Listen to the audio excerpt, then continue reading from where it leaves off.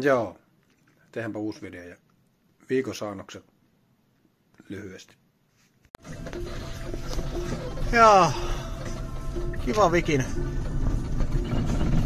Tätä on pikkuinen väliprojekti Skodalle. Ei tehdä tänään mitään, Urho on vähän kipienä, niin korjataan batteriautoa.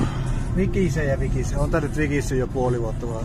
Jos tänään olisi se päälle, että laitetaan kuntoon. Katot. Nyt hallille ja that's it. No eihän se batteriauto kuntoon tullut. Mut tietää nyt mitä osia pitää tilata. Urhokin siinä vähän sairasteli pari päivää ja sitten kun tervehtyi, niin käytiin vähän testaille, mitä se ajo lähtisi. Ja pientä ajo-opetushommaa siinä oli ihan hyvin mielestäni. Kohta piikkirenkaat alle menoksi. No niin, lähdetään koeajeluun.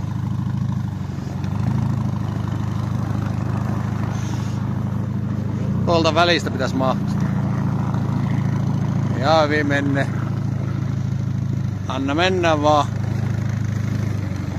Ja vähän hiljaa painat kytkintä välille. Hyvä.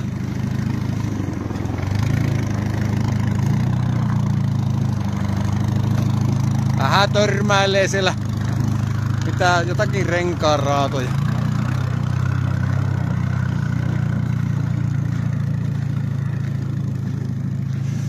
Hyvin menee.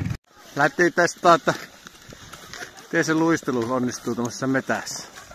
Vuottalahden retkiluistelu reitti. Tai millä nimellä tämmössä kutsutaan. Täällä se menee.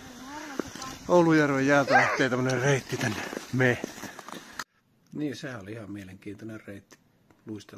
Päästiin luistelemaan jäällä ja Järvijäällä ja Oulujärven jäällä ja metissä ja siellä on täällä. Pitkä reitti. Hyvin lapset jakso. Kaikesta huolimatta. Ei muut. Viikko on ollut vähän kiireinen töiden osalta. Harrastukset kärsii.